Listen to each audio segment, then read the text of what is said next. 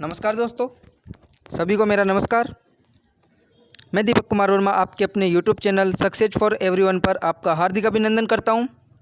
जैसा कि आपको थंबनेल में दिख रहा होगा, PTT exam 2020 most important question 25 question है हिंदी के पार्ट फर्स्ट, जो कि BA BEd व BSc BEd वालों के लिए भी उतने ही महत्वपूर्ण हैं जितने PTT वालों के लिए। जैसा कि आपको पता है 16 सितंबर को PTT का एग्ज़ाम होने वाला है। गिनती के 4 दिन रहे हैं और इन दिनों में हमें ज़्यादा से ज़्यादा क्वेश्चन सॉल्व करने चाहिए। मेरा तो यही मानना है, क्योंकि पढ़ना था वो बहुत पढ़ चुके और समय भी खूब मिला इस बार। एग्ज़ाम पोस्टपोन हुए कई बार, तो क्वेश्चन सॉल्व करना बहुत लाभकारी सिद्ध होगा आपके लिए। इस वीडियो में आज हम 25 क्वेश्चन देखेंगे। अगले नेक्स्ट वीडियो में हम 25 क्वेश्चन और लाएंगे हिंदी के। और ये 25 क्वेश्चन केवल 25 क्वेश्चन नहीं होंगे, ये व्याख्या सही थे। आप खुद देख लोगे, आप खुद बताना कि ये कितने क्वेश्चन होंगे और आप इन क्वेश्चन को ध्यान से देना, इसको टेस्ट समझ के देना। आप भी बताना कितने क्वेश्चन राइट निकले, कमेंट बॉक्स में कमेंट डालना। ठीक है, वीडियो की शुरुआत करते हैं। इससे पहले मोटिवेशनल लाइन। सपना एक देखोगे मुश्किलें हजार आएगी, सपना एक देखोगे मुश्किलें हजार आएंगी, लेकिन वह मंजर बड़ा खूबसूरत होगा जब कामयाबी शोर मचाएगी। तो आइए पहले प्रश्न की शुरुआत करते हैं। पहला प्रश्न है, इनमें से कौन सा संगत नहीं है? इनमें 3 संगत है और 1 संगत नहीं है। हम जितना जल्दी हो सकेंगे उतना जल्दी क्वेश्चन सॉल्व करने की कोशिश करेंगे, क्योंकि वीडियो लंबा हो सकता है। मैंने इनके सभी के डिटेल सहित फ़ोटो खींचकर इसमें PDF में जोड़ दिए हैं। उनको आप स्क्रीनशॉट के रूप में अपने पास रख सकते हैं, स्क्रीनशॉट ले सकते हैं। आइए बिना किसी देरी के शुरुआत करते हैं। तत् प्लस जन्य तजन्य, तत् प्लस गति सदगति, विद्युत प्लस मंडल विद्वन मंडल, चित्त प्लस आकाश चिदाकाश। तो ये चित्त प्लस आकाश चिदाकाश बिल्कुल सही है। विद्युत मंडल विद्वन मंडल ये भी सही है। सत प्लस गति सदगति सही है। तत् प्लस जन्य ये गलत है, इसका होना चाहिए था तत् प्लस जन्य का तजन्य। अगला प्रश्न देखते हैं। आप इसकी डिटेल को समझ लीजिएगा। त या द की संधि, ये नियम है कुछ, आप इसका स्क्रीनशॉट ले लीजिए। मैं इसको छोटा कर देता हूँ, एक बार इसको पढ़ देता हूँ। त या द के बाद में च या ज ज ल ट ड वर्ण आए तो संधि करने पर त अथवा द के स्थान पर मिलने वाले वर्ण के ही समान वर्ण हो जाता है। जैसे त या द के बाद में अगर च आया तो त या द का भी च हो जाएगा। ज आया तो त या द ज में बदल जाएगा। इसी प्रकार ल आया तो त या द ल में बदल जाएगा। और ट आया तो त या द ट में बदल जाएगा। और ड आने पर त या द का ड में बदल जाएगा। कैसे समझ लीजिएगा। अगली स्लाइड देखते हैं। इसका भी स्क्रीनशॉट ले सकते हो आप। यदि प्रथम शब्द के अंतिम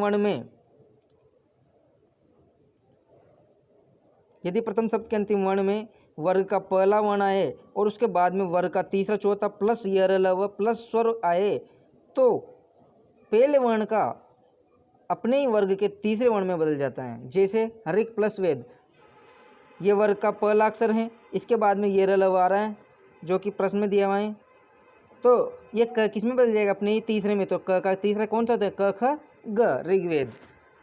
इसी प्रकार अन्य उदाहरण देख लीजिए। वाक प्लस देवी वाग्देवी, वाक प्लस युद्ध वाग्युद्ध, दिक प्लस अंबर दिगंबर, अच प्लस अंत अजंत, अच प्लस आदि अजादि। देख लीजिए आप, इनको स्क्रीनशॉट ले सकते हो आप इसका भी। इसका ध्यान रखिएगा लास्ट वाले का, षट प्लस आनन षडानन, ये शुद्ध शुद्धि में पूछा जाता है। षडानन में ये वाला ड नहीं आएगा, ध्यान रखना। इसमें आएगा ड, डमरू वाला, न कि ड। उच्चिप्त वर्ण होता है ड। नेक्स्ट प्रश्न, नेक्स्ट स्लाइड देखिए। इसी व्यंजन संधि का ही नियम है ये भी। जब वर्ग का पहला वर्ण आए उसके बाद में मिलने वाला पांचवा वर्ण हो तो पहला 5 में बदल जाता है। उत प्लस नैन त का न में बदल गया ये। इसका भी स्क्रीनशॉट ले लेना और समझ लेना। देखो मैं इस सबकी व्याख्या तो कर सकता हूँ, लेकिन व्याख्या करूँगा तो वीडियो बहुत लंबा हो जाएगा, इसीलिए लिख के लाया हूँ। अगला प्रश्न देखते हैं, क्वेश्चन नंबर 2। सही संधि विच्छेद और सही संधि जोड़ा बताना है हमें। सही संधि विच्छेद और सही संधि शब्द का जोड़ा बताना। नी प्लस अवलंब निरवलंब बिल्कुल सही है, विसर्ग संधि का नियम है ये। अधपतन, अध प्लस पतन अधपतन, ये भी सही है। मन प्लस भावना मनोभावना, ये भी बिल्कुल सही है। चतु प्लस षष्ठी चतुष्षष्ठी, ये भी सही है। इसका मतलब चारों सही है। तो कौन से विकल्प में दिए हुए हैं? 1 2 3 1 3 4 सी, ऑप्शन नंबर सी इसका सही आंसर हो जाएगा। समझ में आया होगा? ये संधि के कुछ नियम है, वो देख लीजिए आप इसमें विसर्ग संधि के। यदि ई या ई के बाद में घोष वर्ण आए तो विसर्ग के स्थान पर र हो जाता है। आपने पढ़ी होगी संधि, आप इसे ठीक से देखिए, इसका स्क्रीनशॉट ले लीजिए। और ये निरवलंब का निरावलंब मत करना, इसका शुद्ध अशुद्ध का भी ध्यान रखना। इसी प्रकार निरपराध का निरापराध अशुद्ध होता है, तो ये शुद्ध अशुद्धि में पूछे जा सकते हैं। जरूरी नहीं है कि संधि में प्रश्न पूछ रहा हूँ मैं यहाँ पर तो प्रश्न उस संधि में है, किसी भी रूप में आ सकते हैं प्रश्न। एक नियम यह है कि यदि अ या आ के बाद में क ख प फ वर्ण आए तो विसर्ग में कोई परिवर्तन नहीं होता। मतलब विसर्ग जैसे कि जैसे ही रहते हैं, जैसे प्रातः प्लस काल तो प्रातः काल, अंत प्लस कर्ण अंतःकरण, जो कि अपने अभी प्रश्न में उदाहरण था। अध प्लस पतन अध पतन। और इसमें मुख्य रूप से इस चीज़ का ध्यान रखना, मन प्लस कामना मन कामना होता है, न कि मनोकामना।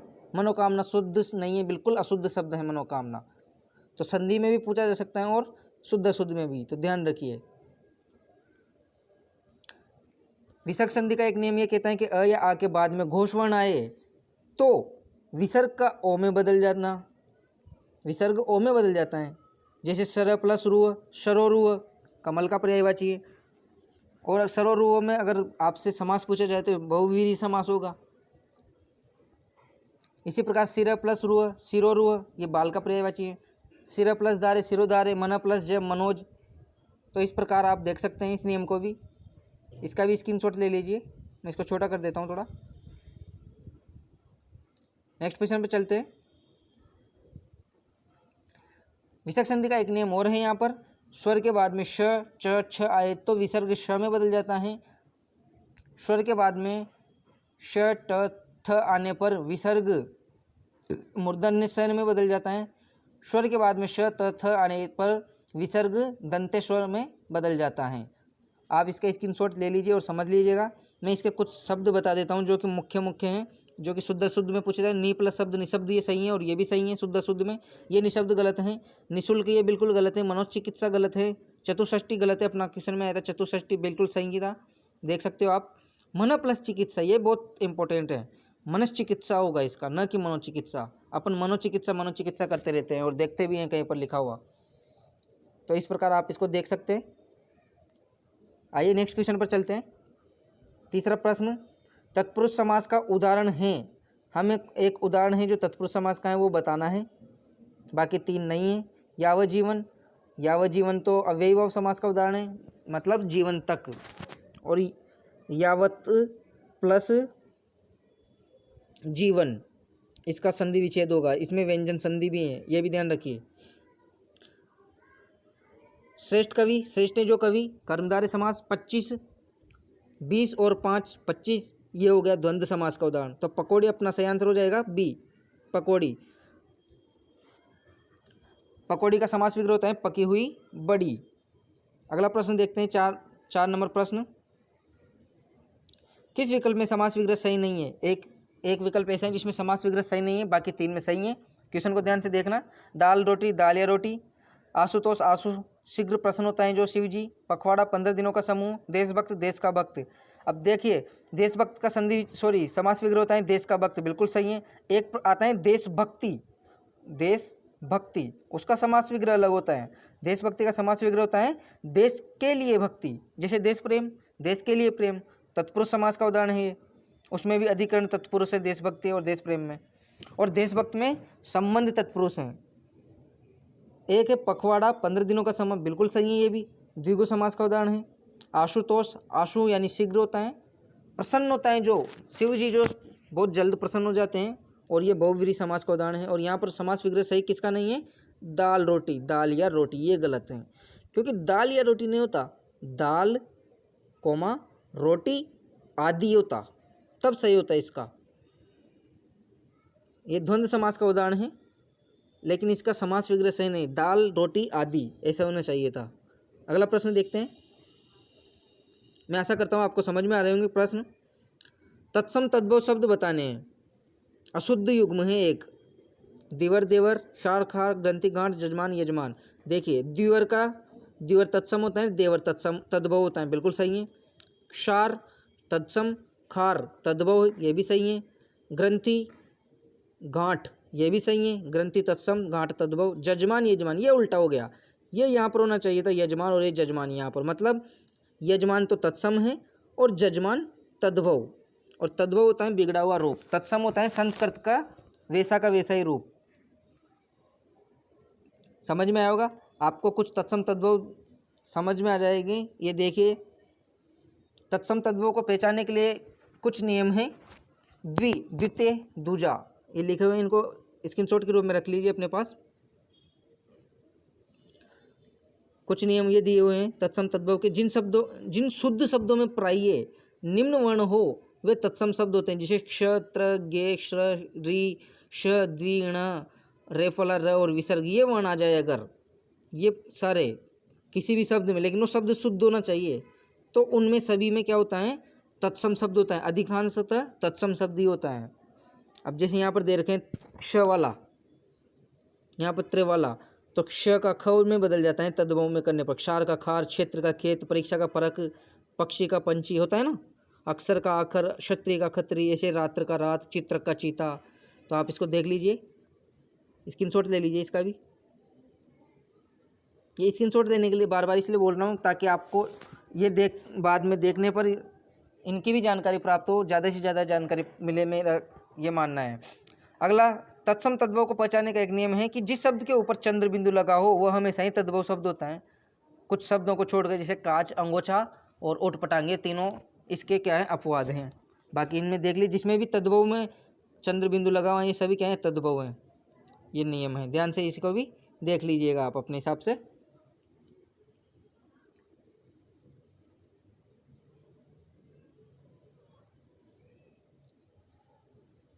और किसी शुद्ध शब्द में श के शे शब्द आरंभ हो तो वह तत्सम शब्द होता है, जैसे स्नेह, नेह, स्नेहा, नेहा, स्नान, नाना।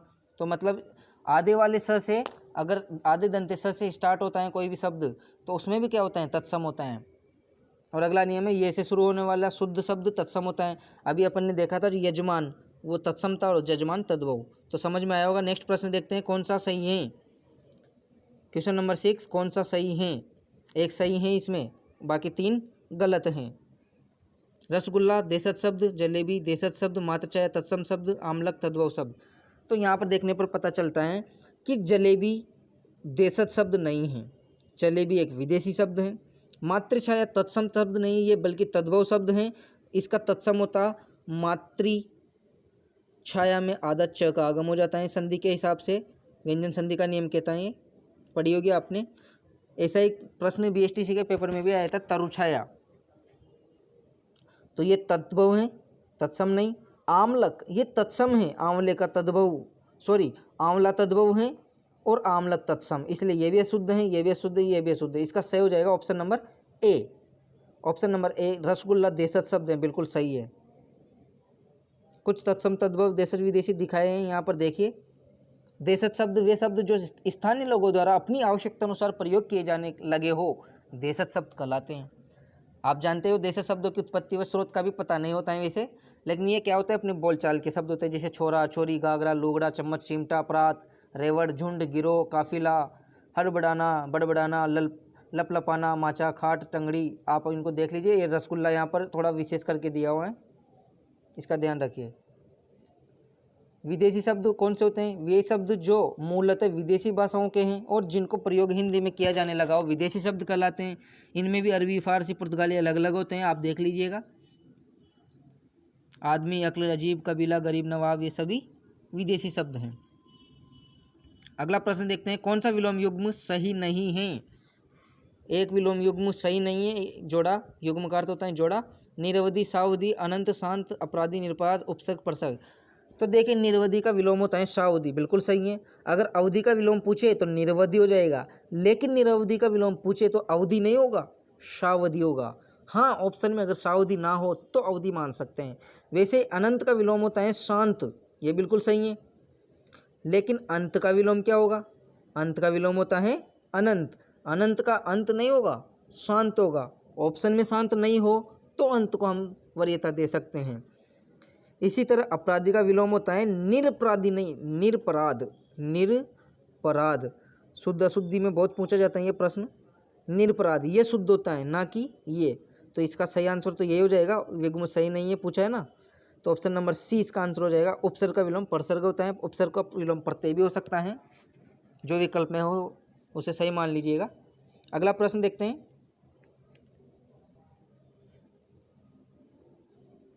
किस विकल्प में रात्रि के पर्यायवाची नहीं है? एक विकल्प ऐसा है जिसमें रात्रि के पर्यायवाची नहीं है, बाकी तीनों विकल्प में रात्रि का पर्यायवाची। निशि, विभावरी, निशित, सरवरी, रजनी, राका, रजनीश, निशाकर। तो निशि, विभावरी ये रात्रि के पर्यायवाची है। निशित और सरवरी ये भी रात के पर्यायवाची हैं। रजनी, राका ये भी रात्रि के पर्यायवाची हैं। रजनीश, निशाकर ये रात्रि के पर्यायवाची नहीं है, ये बल्कि निशाकर और रजनीश चंद्रमा के पर्यायवाची हैं। रजनी का अर्थ होता है रात, और ईश यानी स्वामी, रात का स्वामी चंद्रमा। उसी प्रकार निशाकर, निशा यानी रात, और कर यानी करने वाला, रात को विचरण करने वाला, गमन करने वाला, वो होता है निशाकर, चंद्रमा। अगला प्रश्न देखते हैं, समझ में आएंगे आपको। किस विकल्प में वाक्यांश के लिए एक शब्द के संबंध में असंगत है? असंगत बताना है, बाकी तीन सही है, एक असंगत है।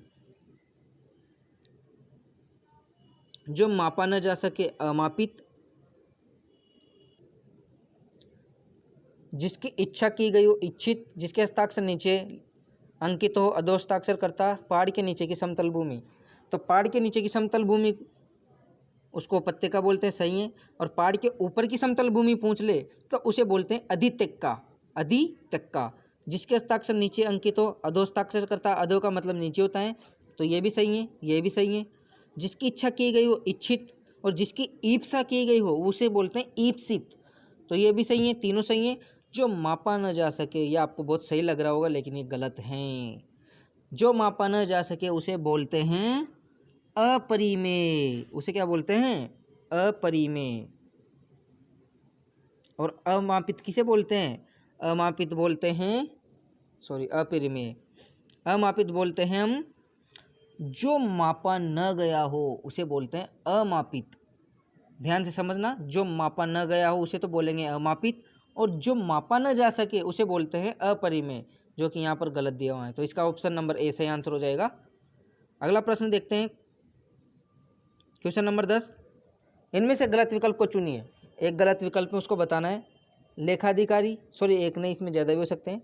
लेख प्लस अधिकारी, अभ्यर्थी, अभि प्लस अर्थी, विधेयक, विधेय प्लस हक, मात्राज्ञा, मात्रा प्लस आज्ञा। ये संधि का है, संधि का प्रश्न है। इसको लेख प्लस अधिकारी, अब देखो नियम के अनुसार अ और अ के बाद में अ और अ मिलने पर क्या होता है? आ हो जाता है, बिल्कुल सही है।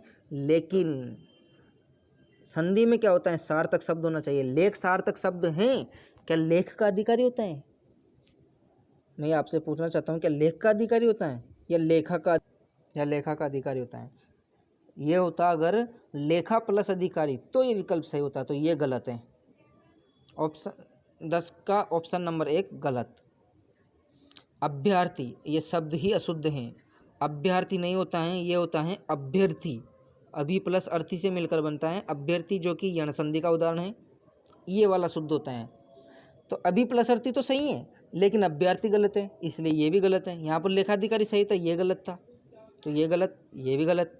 विधायक, विधेय प्लस हक, ये भी अयादि संधि का उदाहरण है, ये बिल्कुल सही है। मात्राज्ञा, मात्रा प्लस आ गया। ध्यान से देखिए, इसमें मात्राज्ञा दीर्घ संधि जैसी लग रहे हैं ना, इसमें दीर्घ संधि नहीं है। इसका होगा मातृ प्लस आज्ञा। मैंने इसका सॉल्यूशन आगे किया हुआ है, आप उसको देख लीजिएगा, मैं उसमें समझा दूंगा। तो इसका आंसर देख लेते हैं। पहले तो गलत बताना है, ये गलत, ये गलत, ये गलत। 1 2 4 किस विकल्प में? Option number C. तो ऐसे क्वेश्चन भी आते हैं परीक्षा में, इनको ध्यान से देखिए और इसको डिटेल सहित समझने के लिए अगली स्लाइड देखिए। ये लो, लेखा प्लस अधिकारी होता है, अभि प्लस अर्थी का अभ्यर्थी होता है, मातृ प्लस आज्ञा को अच्छे से समझिए। यण संधि में क्या होता है? ये इसको अलग करके हमने यहाँ पर मातृ को ऐसे लिख लिया, री निकाल लिया, त को आधा कर दिया, आज्ञा को अलग लिख दिया। री किसके स्थान पर आता है? र के स्थान पर, सॉरी री के स्थान पर क्या आता है, र आता है यण संधि में, और ये र क्या होता है, हलंत। अब ये र हलंता, इसमें आ की मात्रा जुड़ने से क्या हो गया पूरा, और ये त आधा था, तो हम त और र को मिलाकर क्या करते हैं, आधा त और आधे र को मिलाकर उसमें अ मिलाकर क्या लिखते हैं, त्र, त से त्रिशूल वाला। तो यहाँ पर भी वैसे हो गया, मात्रा और आ की मात्रा लगती है, मात्रा गया। इस प्रकार ये शब्द बनता है। मैं आशा करता हूँ समझ में आया होगा। अगला प्रश्न देखते हैं, समास और उसके उदाहरण के संबंध में सही नहीं है। 11 नंबर प्रश्न में एक समास और उसका उदाहरण संबंध में सही नहीं है, बाकी 3 सही हैं। पीताम्बर बहुवीरी समास, मनोज बहुवीरी समास, क्रीड़ा क्षेत्र द्वंद्व समास, चौराहा द्विगु समास।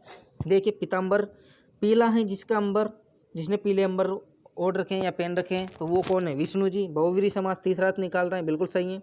मनोज मन में जन्म लेने वाला, बहुवीरी समास, ये भी बिल्कुल सही है, कामदेव का है ये पर्यायवाची भी हैं, साथ के साथ ध्यान रखना। और आपको पता है पर्यायवाची होते हैं वो बहुवीरी समास के उदाहरण होते हैं। क्रीड़ा क्षेत्र द्वंद्व समास, ये गलत हैं, इसमें द्वंद्व समास नहीं है, इसमें तत्पुरुष समास है। क्रीड़ा के लिए क्षेत्र होता है, उसे बोलते हैं क्रीड़ा क्षेत्र।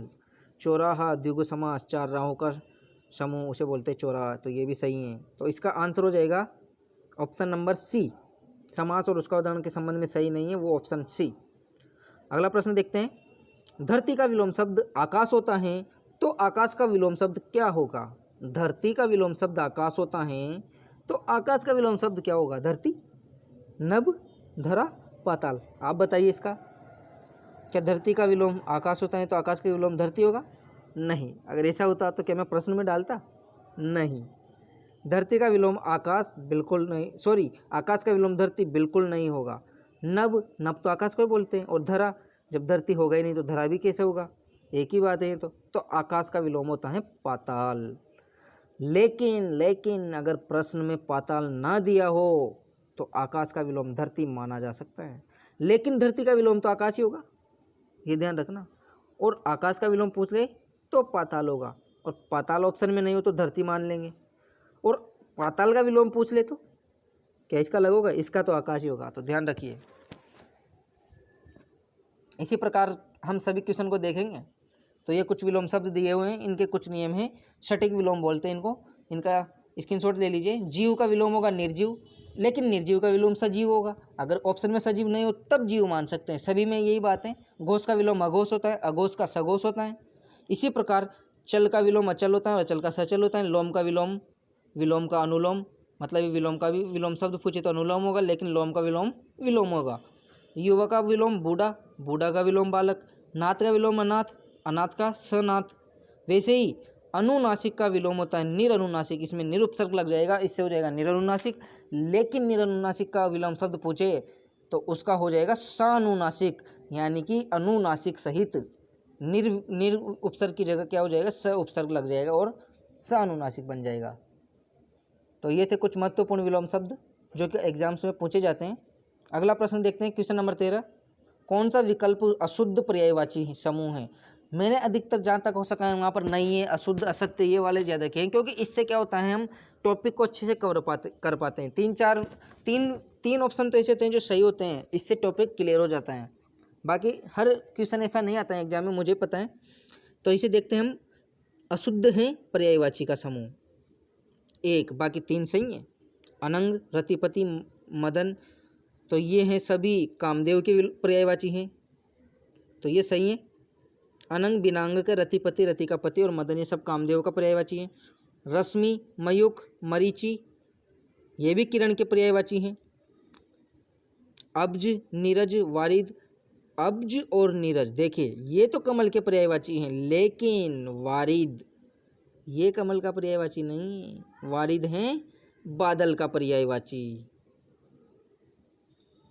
सुधा, अमीय, पीयूष, ये सभी क्या हैं, ये सभी अमृत के पर्यायवाची हैं। तो इसका सही आंसर हो जाएगा ऑप्शन नंबर सी।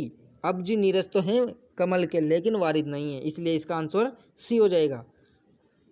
कुछ पर्यायवाची दिए हुए हैं, उनको ध्यान से देखिए। कामदेव का वहाँ पर तो 3 विलोम दे ही दिए, सॉरी 3 पर्यायवाची दे ही दिए, साथ ही साथ यहाँ भी कामदेव की पर्यायवाची देखिए। मनोज, काम, पुष्प, धनवा। इसी प्रकार किरण का कर, अंशु, प्रभा, ज्योति। कमल का वारिज, पयोज, उत्पल। अमृत का सोम, अमी, सुरभोग, देवभोग। और बाकी 3 वहाँ दिए हुए। तो इस प्रकार आपके 6 विलोम पर्यायवाची हो जाएंगे। स्क्रीनशॉट ले लीजिए। अगला प्रश्न, क्वेश्चन नंबर 14, निम्न में से किस में क्रिया से बनी भाववाचक संज्ञा है? बाकी 3 ऑप्शन ऐसे हैं जिनमें क्रिया से बनी भाववाचक संज्ञा नहीं है, लेकिन एक ऑप्शन ऐसा है जिसमें क्रिया से बनी भाववाचक संज्ञा है। बनावट, जीत, माधुर्य, पिलापन, अपनत्व, अहंकार, नौकरी, बचपन। देखिए सभी में भाववाचक संज्ञा तो सभी में ही इनमें, लेकिन प्रश्न में क्या बताया है? क्रिया से बनी नौकरी, बचपन। तो क्या नौकरी, बचपन क्रिया से बना हुई संज्ञा है? नहीं।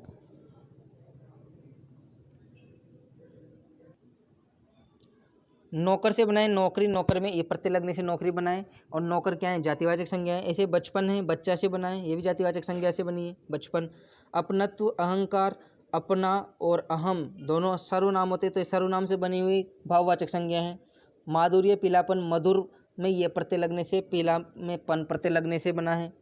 तो ये हैं जो विशेषण होते हैं, पीला और मधुर, तो ये विशेषण से बनी भाववाचक संज्ञा है। और यहाँ पर बनावट और जीत, ये बना है बनाना प्लस आवट और जीतना प्लस अ, ये प्रत्यय लगने पर भाववाचक संज्ञा बनी है क्रिया से। तो ऑप्शन नंबर ए इसका सही आंसर हो जाएगा, बनावट, जीत। समझ में आया होगा। ये लो कुछ उदाहरण दिए हुए हैं और भी क्रिया से भाववाचक संज्ञा के। ये कुछ प्रत्यय हैं, ये प्रत्यय लगने से भाववाचक संज्ञा बन जाती है। खेलना का खेल, लूटना का लूट, जीतना का जीत। इसी प्रकार विशेषण से भाववाचक संज्ञा बनाने वाले उदाहरण, आई प्रत्यय से साफ का सफाई, अच्छा से अच्छाई, बुरा से बुराई। इनको ठीक से समझ लीजिएगा, एग्जाम में बहुत साबित मिल का पत्थर साबित होंगे और क्वेश्चन आपके लिए। मुझे पूर्ण विश्वास है इस वीडियो में से ज़रूर क्वेश्चन मिलेंगे। मैं ये तो नहीं कहता कि अधिक, लेकिन मेरे संभावना है जहाँ तक अच्छे से ज़्यादा क्वेश्चन मिलेंगे। और एक वीडियो और लाएंगे हम हिंदी का, इसी प्रकार हम अन्य सब्जेक्ट के वीडियो भी लाएंगे। अगला प्रश्न देखते हैं, तत्सम शब्द बताइए। एक शब्द बताना है तत्सम। सरसों, मछली, बाजार, प्रश्वेद। देखो सरसों ये तत्सम शब्द नहीं है, ये तद्भव है। मछली ये भी तद्भव है, बाजार ये भी तद्भव है, तो तीनों तत्सम नहीं है। इसका आंसर हो जाएगा ऑप्शन नंबर डी, प्रश्वेद। पसीने को बोलते हैं प्रश्वेद, और पसीना तद्भव है, प्रश्वेद तत्सम है। ये कुछ तत्सम तद्भव दिए हुए हैं, जैसे मछली तो तद्भव है, और इसका तत्सम क्या होता है? झस, चिकुर, मीन, मत्स्य, कुछ भी हो सकता है इन चारों में से।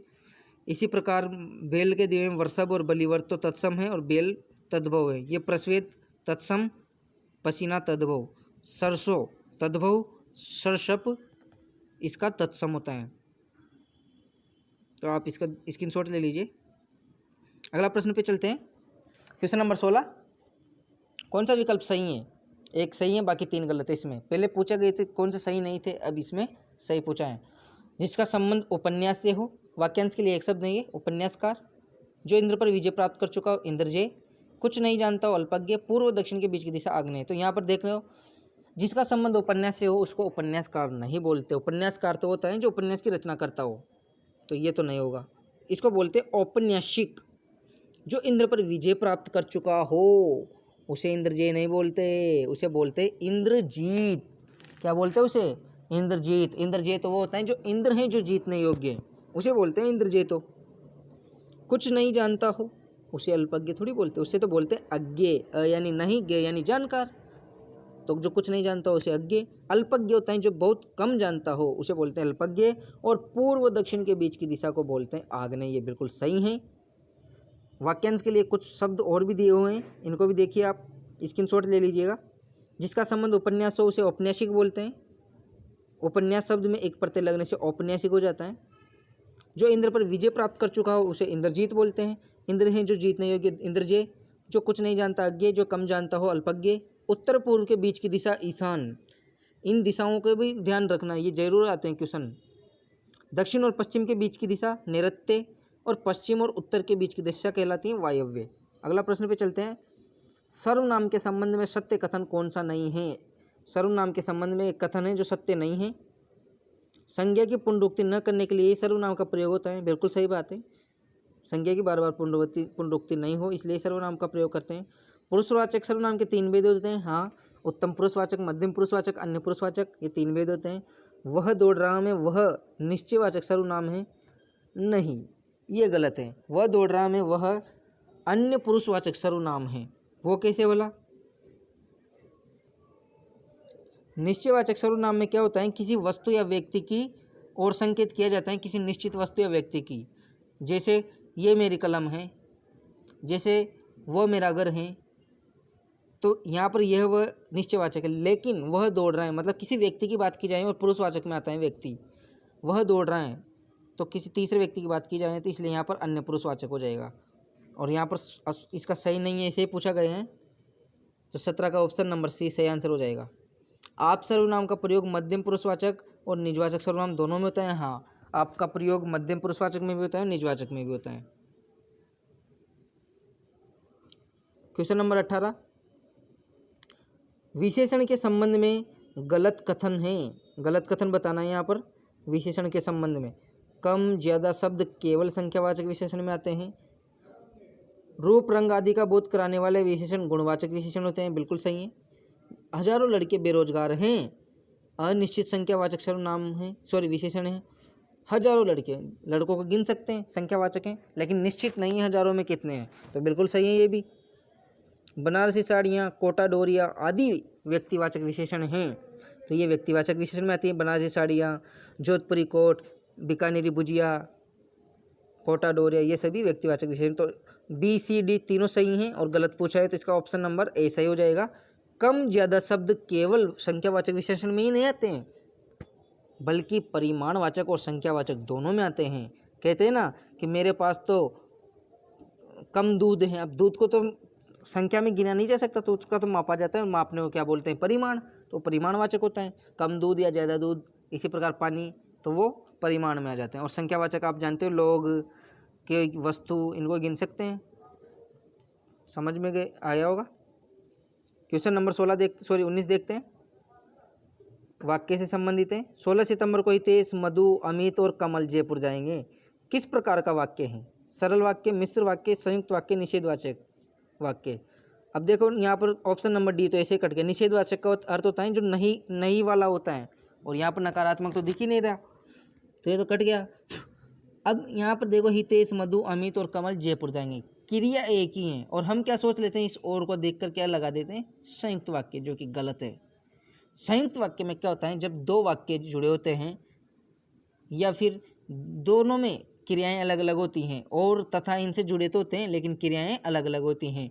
जैसे हितेश, मधु और अमित गए और राम वहाँ से आया, तो यहाँ पर हो जाता संयुक्त वाक्य। लेकिन यहाँ पर क्या है, क्रिया तो एक ही, तो बिल्कुल सही है, सीधा सा सरल वाक्य है, मिश्र वाक्य है ही नहीं। तो ऑप्शन नंबर ए सरल वाक्य है। ऐसे बड़ा दिखने से ये नहीं हो जाता संयुक्त वाक्य, मिश्र वाक्य, इसका ध्यान रखिएगा आप। अगला प्रश्न देखते हैं, ऑप्शन 20 नंबर प्रश्न, हिंदी दिवस कब मनाया जाता है? वैसे तो जीके का क्वेश्चन है, करंट जीके का, लेकिन हिंदी के पेपर में हिंदी दिवस के बारे में हम चर्चा कर ही सकते हैं। हिंदी दिवस कब मनाया जाता है? 22 दिसंबर? नहीं, इस दिन तो गणित दिवस मनाया जाता है। 29 अगस्त, इस दिन मेजर ध्यानचंद पुरस्कार मिलता है, सॉरी मेजर ध्यानचंद का जन्म दिवस है, तो खेल दिवस मनाया जाता है। 5 सितंबर को जैसे का आपको पता ही होगा, डॉक्टर सर्वपल्ली राधाकृष्णन का जन्म दिवस के दिन शिक्षक दिवस मनाया जाता है। 14 सितंबर को, हाँ 14 सितंबर इसका सही आंसर हो जाएगा। 14 सितंबर 1949 को हिंदी दिवस उसी दिन से मनाया जाने लगा है। अगला प्रश्न देखते हैं। वीडियो को ज़्यादा से ज़्यादा शेयर कर दीजिए ताकि सभी तक ये वीडियो पहुंच सके। गद्यांश को पढ़कर, अगला 25 प्रश्न 21 से 25 तक गद्यांश हैं, उसको पढ़कर हमें जवाब देना है। तो हम गद्यांश में क्या होता है, पहले प्रश्नों को पढ़ लेना चाहिए, उसके बाद गद्यांश को पढ़ना चाहिए। तो पहले प्रश्न देखते हैं, वह अशिक्षित शिक्षित व्यक्ति से अच्छा है जो, आगे हम देखेंगे गद्यांश में। अधिकारों और कर्तव्य के विषय में सुशिक्षित व्यक्ति क्या करता है, अधिकारों की जानकारी रखता है, कर्तव्य के प्रति सचेत रहता है। कौन सा शब्द अनुपसर्ग से नहीं बना है? हमारे कुछ अधिकार और कर्तव्य भी है, कर्तव्य शब्द में कौन सा प्रत्यय बताना है यहाँ पर। और 25वां क्वेश्चन है, संसार के सभी वैभव और सुख साधन भी मनुष्य को तब तक सुखी नहीं बना सकते जब तक कि मनुष्य को अधिकारों को पता न हो, आत्मा संबंधी जानकारी न हो। तो हम यहाँ पर गद्यांश ही पढ़ते हैं, पहले देखते हैं। शिक्षा मनुष्य को मस्तिष्क और शरीर का उचित तालमेल करना सिखाती है। बिल्कुल, शिक्षा मनुष्य को क्या सिखाती है? मस्तिष्क और शरीर का उचित तालमेल करना। वह शिक्षा जो मानव को पाठ्य पुस्तकों के ज्ञान के अतिरिक्त कुछ गंभीर चिंतन न दे। यदि हमारी शिक्षा सुसंस्कृत, सभ्य, सचरित्र एवं अच्छे नागरिक नहीं बना सकती तो उससे क्या लाभ।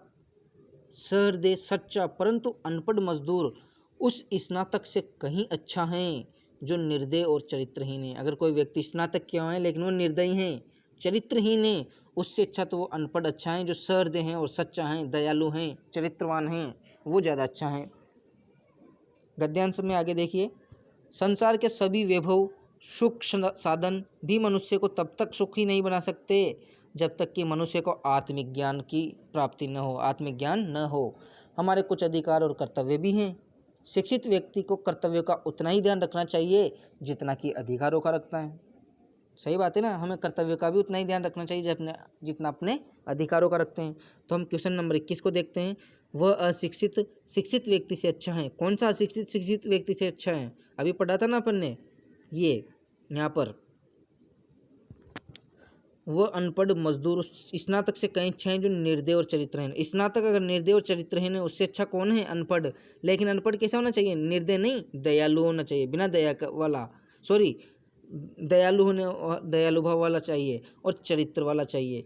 तो यहाँ पर प्रश्न में देखते हैं हम, वह अशिक्षित शिक्षित व्यक्ति अच्छा है जो दयालु और सच्चरित्र हो। ऑप्शन पहला ही इसका सही आंसर है। गंभीर चिंतन दे, ऐसा कोई नहीं है। मस्तिष्क का सही उपयोग करता हो, गद्यांश में नहीं दिया, अपने अधिकार जानता हो, नहीं। ऑप्शन ए, दयालु और सचरित्र। अधिकारों और कर्तव्य के विषय में सुशिक्षित व्यक्ति अधिकारों की जानकारी रखता है, कर्तव्य के प्रति सचेत रहता है, दोनों, यहाँ पर मिस्टेक हो गई है, दोनों के बराबर ध्यान रखता है, इन्हें विशेष महत्व तो नहीं देता। तो प्रश्न का ध्यान से देखिए, गद्यांश में जाकर देखते हैं अधिकार और कर्तव्य के विषय में सुशिक्षित व्यक्ति क्या करता है।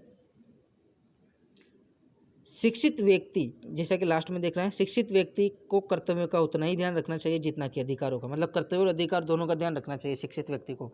तो यहाँ पर हमें ऑप्शन नंबर सी देखने पर पता चलता है दोनों का बराबर ध्यान रखना चाहिए। क्वेश्चन नंबर 23, कौन सा शब्द अनुपसर्ग से नहीं बनाए? एक शब्द जो अनुपसर्ग से नहीं बनाए, हम इसे यहीं पर देख लेते हैं। अनअधिकार, अनुपयोगी, अनपढ़, अनुपम। देखो, अनधिकार, अधिकार में अनुपसर्ग लगने से क्या हो गया? ये अनुपसर्ग लगने से अनधिकार हो गया, बिल्कुल सही है। अनुपयोगी, उपयोगी शब्द में अनुपसर्ग लगने से ये भी अनुपयोगी हो गया, ये भी सही है, ये भी सही है। एक है अनुपम। उपमा शब्द में, ध्यान से, उपमा, उपम नहीं, उपमा शब्द में अनुपसर्ग लगने पर क्या हो जाता है? अनुपम, ये भी सही है। लेकिन अगर आपसे अनुपम का ये टुकड़ा करवा ले तो अनुपसर्ग निकालने पर उसमें उपम नहीं, उपमा शब्द बचता है। ध्यान रखना, इसको विशेष ध्यान रखना। तो इसका option number A, B, D तीनों सही हैं, और वहाँ पर नहीं है पूछा है तो ऑप्शन नंबर सी सही हो जाएगा, इसका अनपढ़, क्योंकि इसमें अन उपसर्ग तो हैं लेकिन ये वाला, और पढ़ शब्द है, पढ़ धातु है। अगला प्रश्न देखते हैं, हमारे कुछ अधिकार और कर्तव्य भी हैं। कर्तव्य शब्द में प्रत्यय कौन सा है? अ, तव्य, ये, अव्यय। तो इसमें अप्रत्यय तो नहीं है, ये भी नहीं है और अव्यय भी नहीं, इसमें हो जाएगा बी, तव्य प्रत्यय। क्या होता है? क्री धातु में तव्य प्रत्यय लगने पर बन जाता है कर्तव्य। क्री का क्या हो जाता है?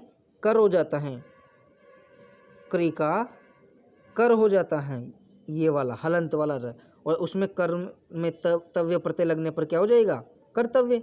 एक चीज़ और बताना चाहता हूँ, यहाँ पर कर्तव्य शब्द को हम कई बार ऐसे लिखते हैं जो कि अशुद्ध होता है, ये दो त लगाते हैं कर्तव्य, ये गलत है। कर्तव्य में एक ही त होता है, क्री धातु के बाद में तव्य प्रत्यय कर्तव्य, ये वाला नहीं होता है, तो इसका विशेष ध्यान रखें। ऐसे शब्द होता है कर्ता, ये वाला शुद्ध होता है, इसमें ये लगा देंगे तो अशुद्ध हो जाएगा। तो शुद्ध अशुद्ध का बहुत ध्यान रखें क्योंकि परीक्षा में प्रश्न पूछे जाते हैं। हम नेक्स्ट वीडियो में शुद्ध अशुद्ध वाले प्रश्न भी लाएंगे, मुहावरे, लोकोक्तियाँ बाकी हैं भी। तो अगला प्रश्न देखते हैं, आज के वीडियो का लास्ट क्वेश्चन है। वीडियो 37 मिनट का हो चुका है, बहुत लंबा हो चुका है। संसार के सभी वैभव और सुख साधन भी मनुष्य को तब तक सुखी नहीं बना सकते जब तक कि मनुष्य को अधिकारों का पता न हो, आत्मा से संबंधित जानकारी न हो, चरित्र ज्ञान न हो, शिक्षित न हो। गद्यांश में सारी बातें आ रही हैं लेकिन हमें देखना पड़ेगा गद्यांश में क्या दिया हुआ है इस प्रश्न का। संसार के सभी वैभव सुख साधन मनुष्य को तब तक सुखी नहीं बना सकते जब तक कि मनुष्य को किस चीज़ की जानकारी नहीं हो।